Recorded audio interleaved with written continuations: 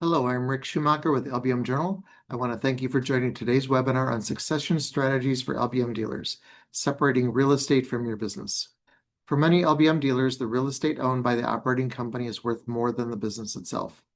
As property values have grown over the decades, some dealers find that owning the real estate and operations in the same entity can complicate ownership transitions. That can create a major challenge to proactive succession planning. In today's webinar, Sam Brownell will share strategies on how best to separate real estate from operations and the impact of that separation on your company's value. He'll also share how to help preserve cash flow, reduce tax exposure, and create greater flexibility for the next generation of owners and leaders. Sam Brownell, CVA, CFA, MBA, is founder and financial advisor at Stratus Business Advisors, who is also the sponsor of today's webinar. Sam has been a financial pro since 2006 and formed Stratus Capital Management in July 2013, which has since grown into Stratus Business Advisors to provide goals-based financial planning and investment management to individuals, families, and independent business owners. You can learn more about Stratus Business Advisors at stratusbusinessadvisors.com. And you can meet Sam in person at the LBM Strategies Conference, which will be in Milwaukee this October 14 through 16. A couple details before we get started.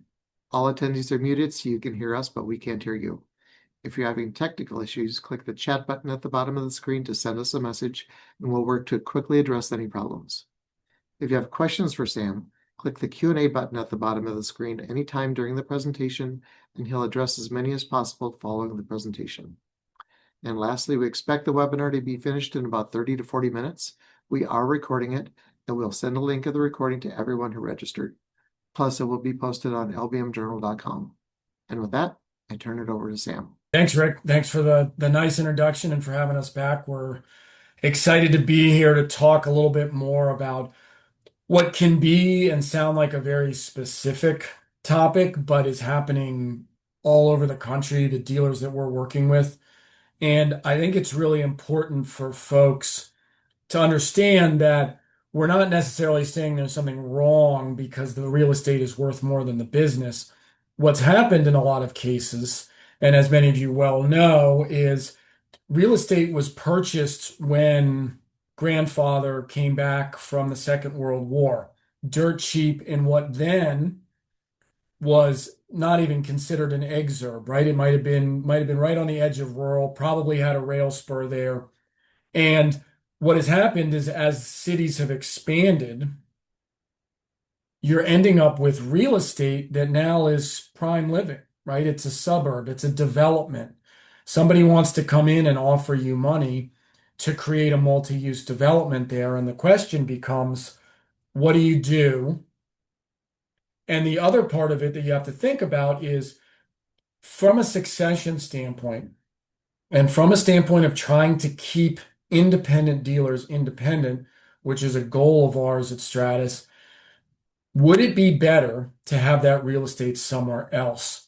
And so that's really what we're going to dive in today. And we're going to go through a case study that really sets up how you can look at these strategies. And for one dealer, what they did when they looked at each of these three different strategies we'll talk about and the solution they came to and why.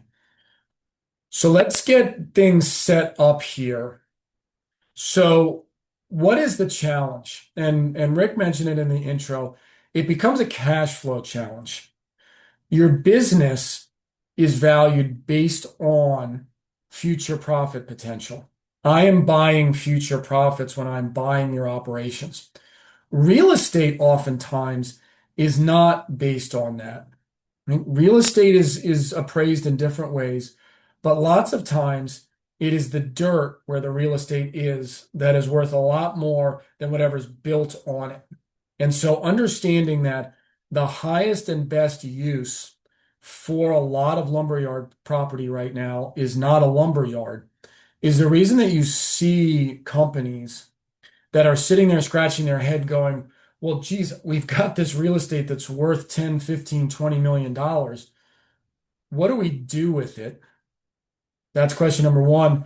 But really, that leads into the bigger question, which is how do we handle the cash flow issues that come in succession?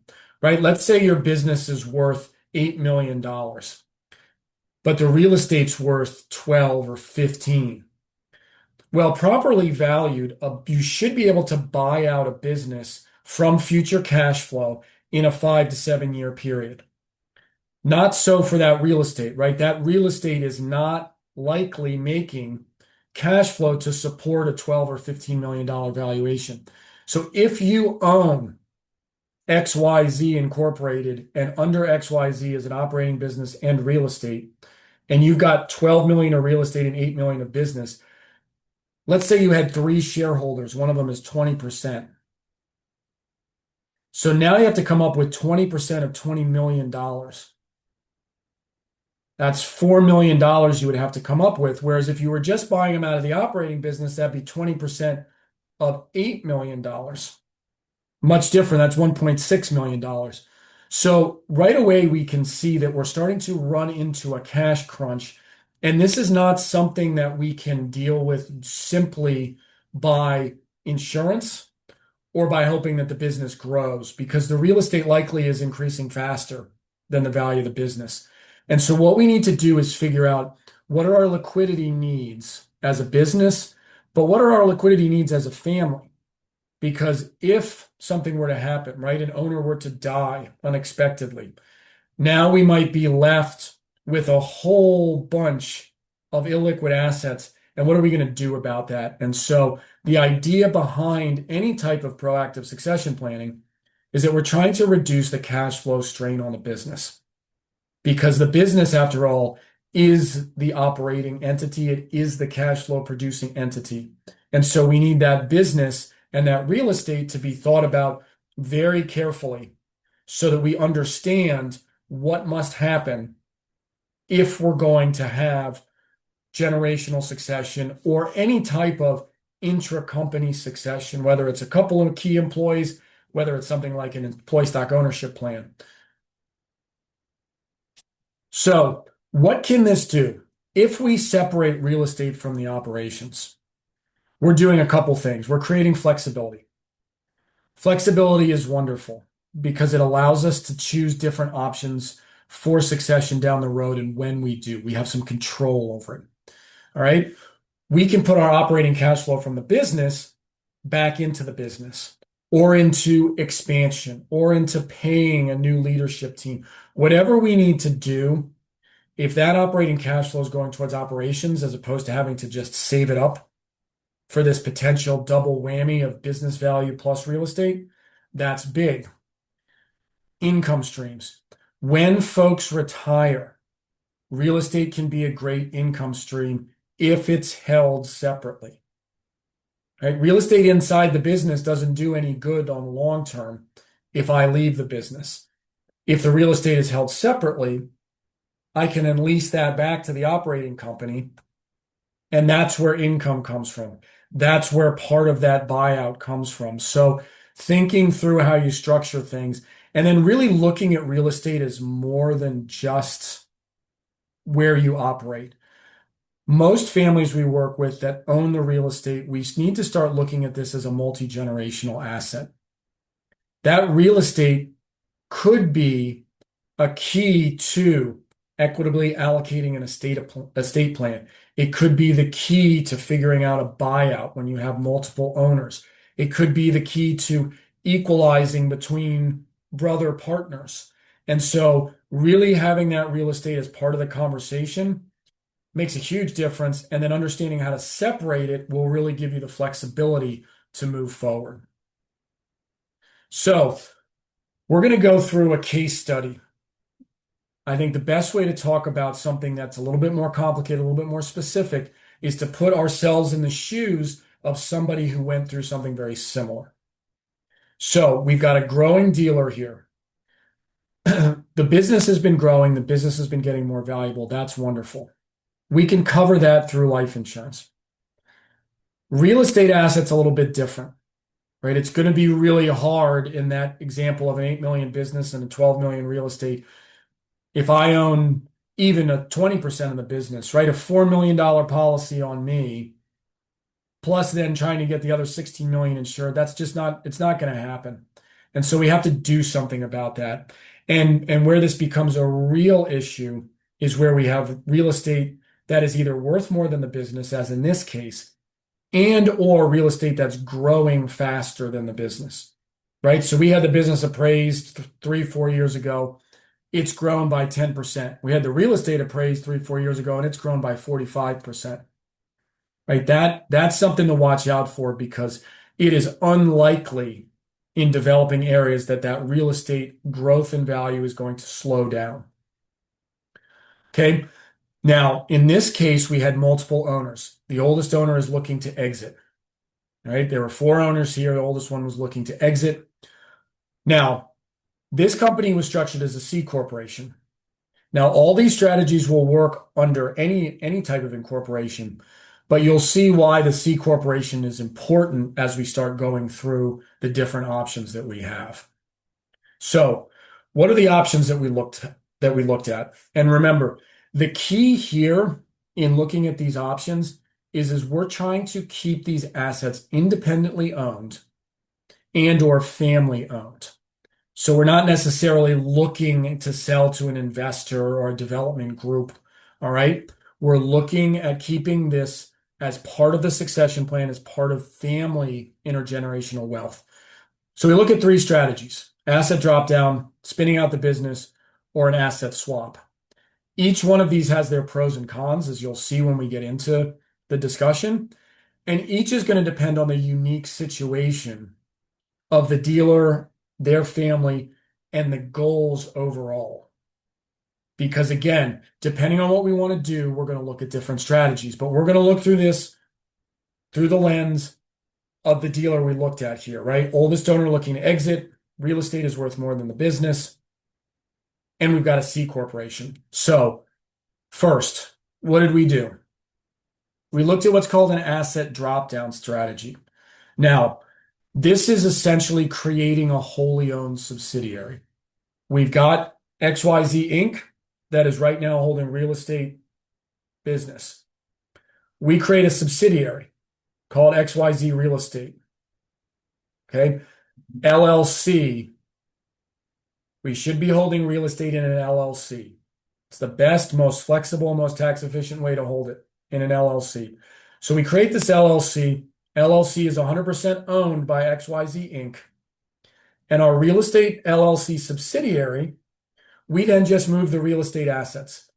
So instead of the real estate assets being titled XYZ Inc., we drop them down into XYZ Real Estate LLC. No tax consequences to doing this because, again, we are a wholly owned subsidiary. So 100% of the LLC is owned by the parent company. No tax consequences to doing that. Now, what does that do for us? It creates a separate legal entity that holds the real estate.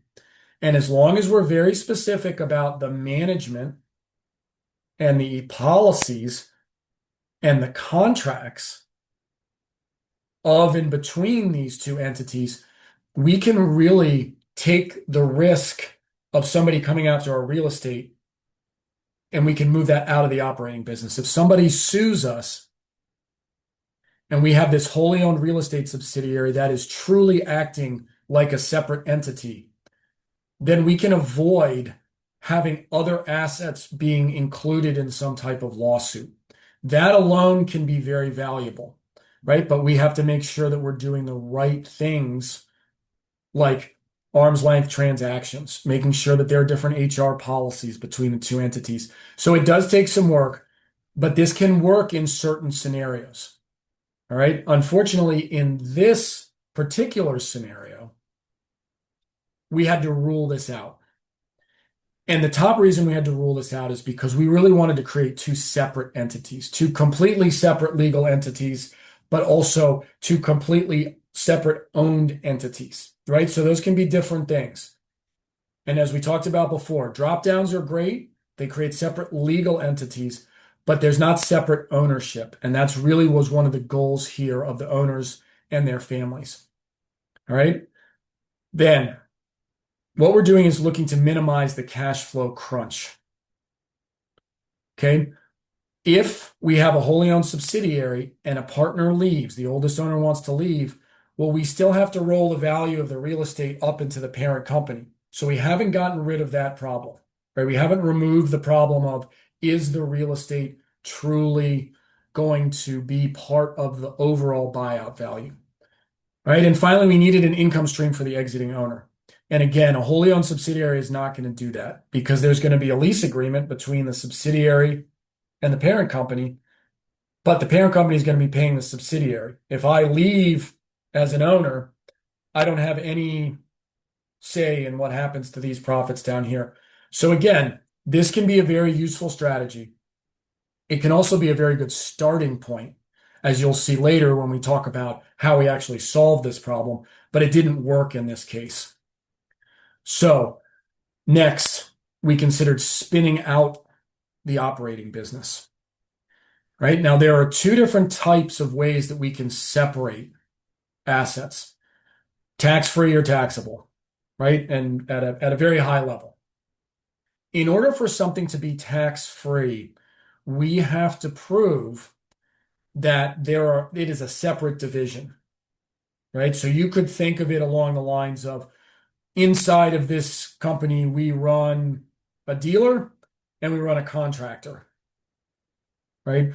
If those businesses are being run separately, right, you can prove they're two separate divisions, you can make a claim that you could spin out tax-free.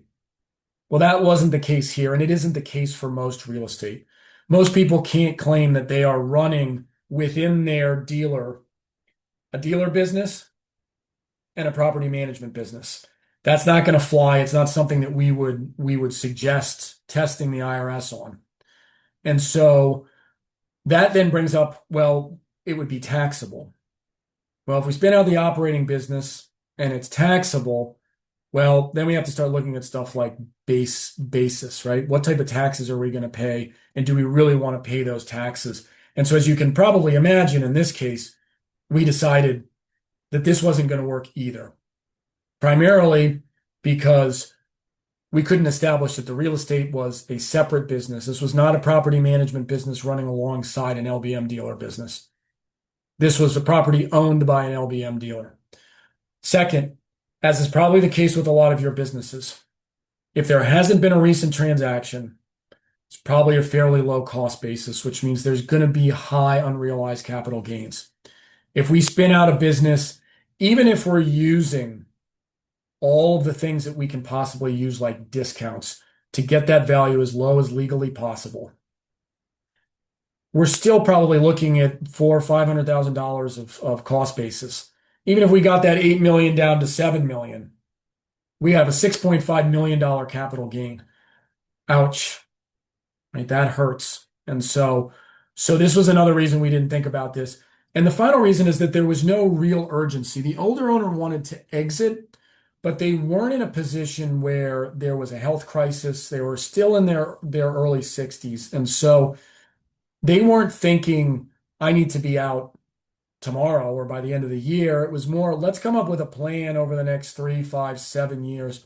And again, this is something to think about. What does your time horizon look like? Because that then will also drive some of this strategy. So finally, what did we end up doing here? And then we'll talk about why. All right, an asset swap strategy. You may be familiar with this, but essentially what this is we're taking assets of, let's say, $1 million from entity A, and we're swapping them for $1 million of assets from entity B. And that's all we're doing. So there's no taxable consequence here because we're taking something of equal value and we're moving it across. Now we have to make sure we get good appraisals and the like, but this can be done. And in this case, this is the strategy we ultimately landed on. And one of the things that we have to think about in any of these strategies is how we use discounts, right? Because remember, whenever we value something, there are discounts, particularly when it's privately held, for lack of marketability, right? That's always in there because I can't just go and sell shares of XYZ Inc. to anybody, right? There There are restrictions written into a stockholders agreement, written into bylaws if you don't have a stockholders agreement. But there are restrictions on transfers. There's not a ready market for the shares. So we can use these discounts to help us. All right. We can also, depending on what interest we're moving, use what's called a discount for lack of control. If I don't have control over the business, that could be another discount, right? Marketability discounts are usually 10 to 15%, lack of control 15 to 20%. So you put those together, you can make some serious progress here. And so what these do is they allow us legally to reduce the value, and that can really help in any of these strategies. But you'll see, particularly in this asset swap, if we play with these discounts right, we're able to reduce the value of one asset and allow the value of the other asset to buy more of it. And so that's really where we want to start thinking strategically. And for these folks, they had time, and time was the most important consideration here because as a C Corp, you cannot do this asset swap strategy. You have to be an S corporation. And if you are going to make the C to S swap, as some of you may have done, you will know that there's a 5-year period that you must wait before you do a transaction to avoid what's called built-in gains, right? So the IRS is not going to allow you to go from a C corporation, right, where we have tax at the corporate and then at the at the entity corporate level, and then when we distribute things to employees, right, double taxation. They're not going to let us change to an S corporation, which makes distributions to the shareholders and is only taxed at the individual level, and then go ahead and make a transaction and get out of the double taxation. They're not going to allow that. So there's a 5-year waiting period. And so this is why I said in this particular case, this worked for this business and this family because they did have time. They didn't have an owner that was looking to exit immediately. So what do? Well, we start by waiting, right? We wait 5 years. Then what we did is the asset drop down strategy, right? We created a real estate LLC and we dropped the real estate assets into that LLC. Okay. At that point, we now have 2 separate legal entities. And so what we did is we started by having the exiting owner make a small purchase of that real estate LLC, right? So now we had a partnership, 99% owned by the parent company, what we're calling XYZ Inc. That owned 99% of the real estate subsidiary. The oldest owner who was exiting then bought a 1% stake. So that subsidiary now became a partnership between XYZ Inc., 99%, and the exiting owner, 1%. So now at that point, what we can do, and this is again, there's a little bit of a waiting period here because we have to be careful about how quick we make these transactions because we don't want to end up in a chain transaction that the IRS is going to come back and say, well, you did this because you wanted to do this to avoid taxes. Because then they're going to make the entire chain taxable. They're going to say, well, that drop down wasn't really a drop down. That sale wasn't really, that asset swap wasn't really an asset swap. So we want to be careful here. And typically in any of these situations, when you are looking at an asset swap, when you are looking at something like changing to a holding company structure or a tax-free spinoff, 2 years. 2 years is a good waiting period. Again, like I said, we have the time here.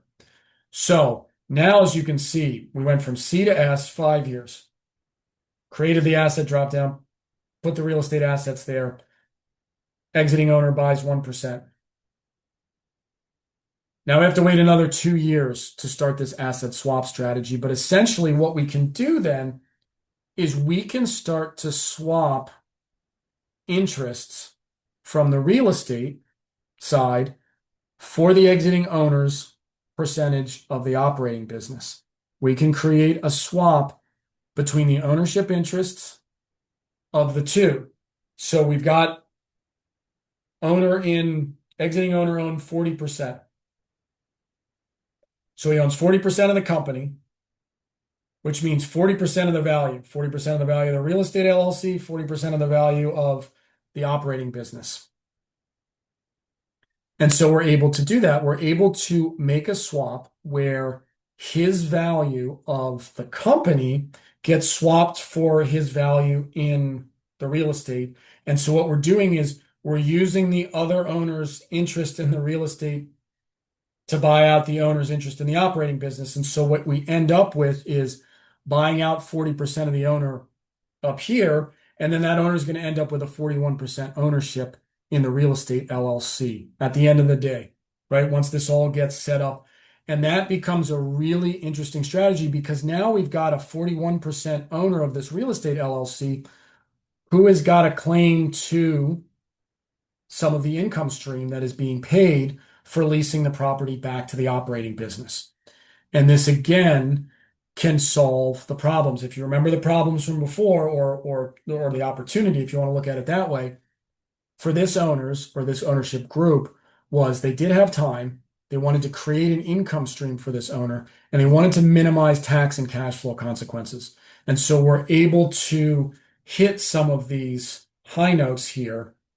And then we get back to the idea of discounts, right? Which is if we place some discounts on the value of the operating business, we can reduce the value of the operating business, which means that the real estate business will buy more of the operating business. And so this can be very helpful if you have a very top heavy owner that's exiting. Maybe they own 75, 80% of the business, right? If we can make their business ownership interest worth a little bit less and we've got appreciating real estate, then it's a good time for us to think about potentially doing a swap, although we have to be patient depending on how we're structured. So that's a lot, and it's a very, very detailed, in-depth type of discussion. And we're more than happy to have discussions with folks about their individual scenarios because it will differ depending on who you are. And that's really the goal is that make sure you're customized planning for you, not just getting an off the shelf. Well, here's an asset swap. Well, it works for some folks, it doesn't work for other folks. All right. But the big thing that we want to encourage everybody who listens to this today or will listen to this in the future is make sure that real estate is a huge part of the planning and start early. Right? That is the best thing you can do because then, as this last bullet says here, you can really make sure that you're coordinating your strategy with the goals of the family. And that's ultimately what we want. So we're here, Stratus Business Advisors. We help all LBM dealers across the country think through stuff like this, succession planning, strategies for separating this, and just general intergenerational wealth planning. Goal is to keep independent businesses independent. So with that, we'll turn it over to Rick for any questions. All right, Sam, that was really, really good. This topic, well, first of all, if you have questions for Sam, now's the time to type them in. Click the Q&A button at the bottom of your screen. Yeah, and just type your question there, and he will answer as many as possible before we go. Now, I just had one thing. This topic comes up a lot with all of the consolidation and owner selling, the topic of land, versus Yeah. the business comes up, and it's a sticking point, and it's complicated. And the fact that you just laid this out and you demystified it in a half hour, this is something that people can go back and reference, and they'll be able to do this on our website. So this is a really good resource. So Sam, thank you for doing this. Yeah, no, thank you, Rick. I appreciate it. And you're right. It can become very complicating because there are lots of acquirers that don't really want the land, right? They just want the business. And that can become a huge sticking point in any negotiation, even if you do decide to sell outside the business. Exactly. Okay, we do have a couple questions. Would it be helpful to separate undeveloped land for my business? Yeah, so that's an excellent question. And I would say absolutely, right? Land by itself can be a huge suck, right? Because you've got to pay property taxes on it, but there's really nothing good going on with that land. But if that land is in a place where you think you may either sell it in the future or it may become developable, right? If that's even a word, but to be able to develop that land and put something on it, whether it's a strip mall or whether it's a, you rent it to some property developer who's gonna put high rises up on it. I do think that having the land held separately is going to give you more flexibility than if it's owned internally, and it may actually be better and easier to roll out undeveloped land than it is if you've got some buildings on it already. Got it. All right. What if I have interest for the real estate from third-party investors? Yeah, so that can be a really interesting one, and you see this in a couple different scenarios. One is what we were just talking about, Rick, where you've got a potential acquirer, and it becomes a sticking point in the deal. The other can just become if the family is just looking to get out of the property management business, right? I mean, maybe they want to keep running the business, but they're not terribly concerned about owning the real estate, or they just don't want to deal with the hassle. And so you can do a sale and leaseback transaction, right, with a group of investors that, they're going to buy the real estate, and then written into the contract, they'll automatically just lease it back to you. And that way you can lock up a certain period of time in the future where you can stay on the property.